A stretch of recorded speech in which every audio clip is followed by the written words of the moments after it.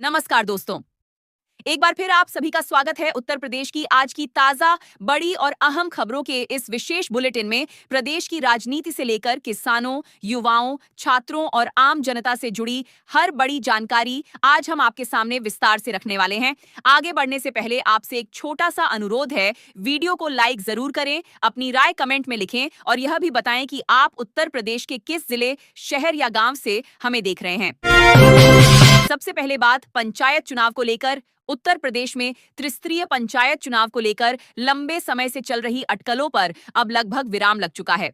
पंचायती राज मंत्री ओम प्रकाश राजभर ने साफ संकेत दिए हैं कि पंचायत चुनाव तय समय पर कराए जाएंगे और इन्हें विधानसभा चुनाव के साथ टालने का कोई इरादा सरकार का नहीं है। मंत्री ने बताया कि चुनाव की तैयारियां लगभग पूरी कर ली गई हैं।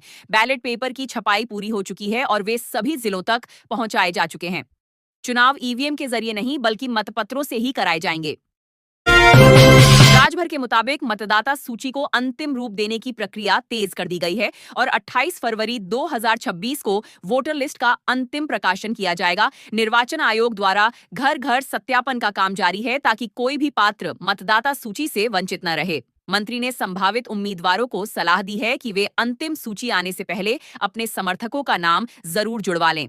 संकेत यही हैं कि अप्रैल से जुलाई 2026 के बीच पंचायत चुनाव की पूरी प्रक्रिया संपन्न करा ली जाएगी। अब चलते हैं किसानों से जुड़ी बड़ी खबर की ओर। प्रधानमंत्री किसान सम्मान निधि योजना की 22वीं किस्त को लेकर प्रदेश के किसानों में लंबे समय से इंतजार बना हुआ है।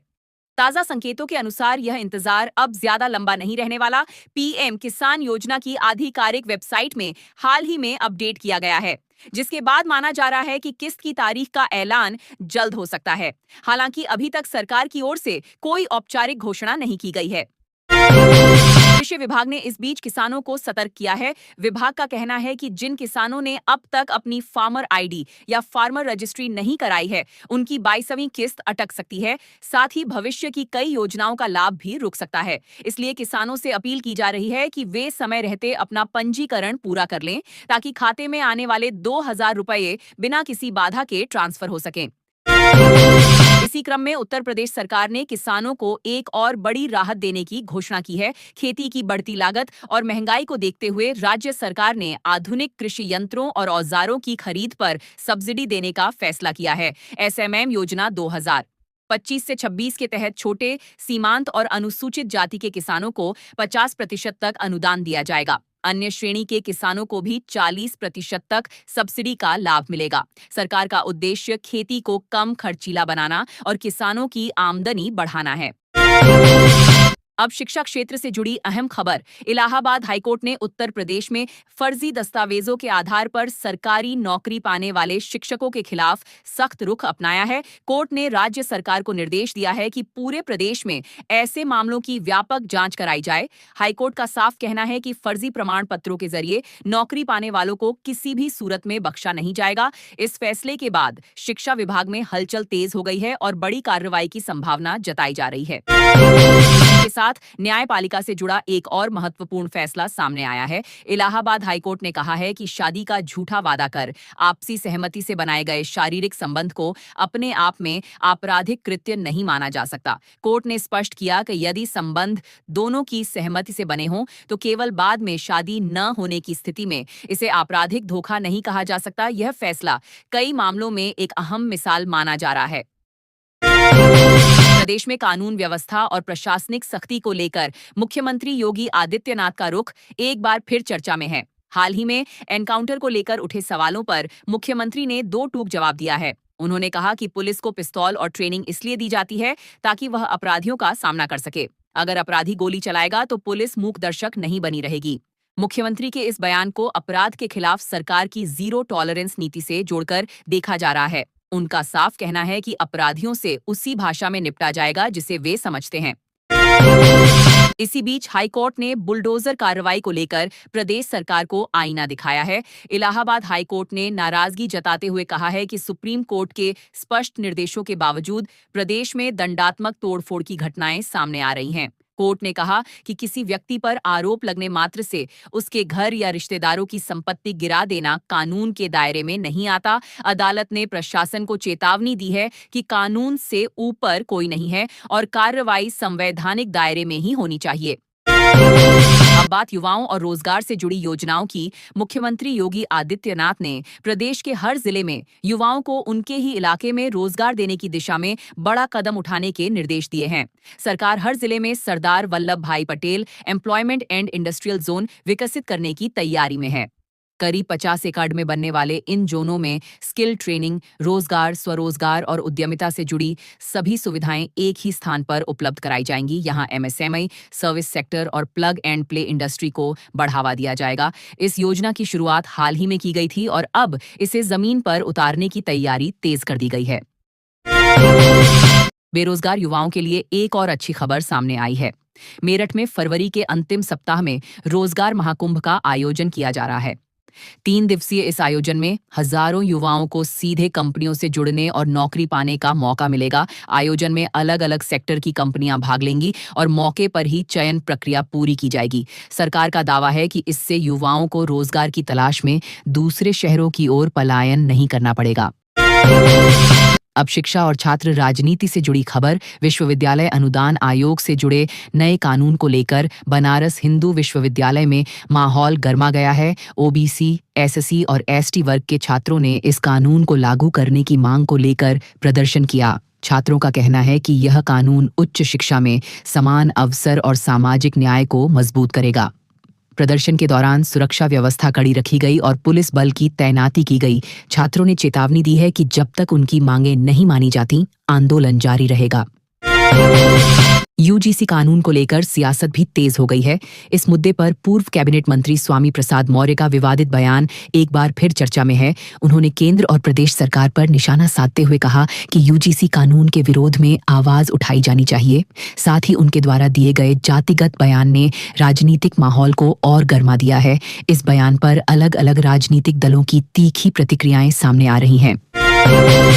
अब चलते हैं तकनीक और ट्रैफिक व्यवस्था से जुड़ी बड़ी खबर की ओर। गाजियाबाद में ट्रैफिक नियमों के पालन के लिए एआई आधारित कैमरों की निगरानी शुरू कर दी गई है। आईटीएमएस और सेफ सिटी प्रोजेक्ट के तहत शहर के प्रमुख चौराहों पर हाईटेक कैमरे लगाए गए हैं। बिना helmet, red light jump, triple riding और मोबाइल फोन के इस्तेमाल पर अब सीधे चालान कटेगा। पहले ही दिन सैकड़ों लोगों के चालान किए गए हैं।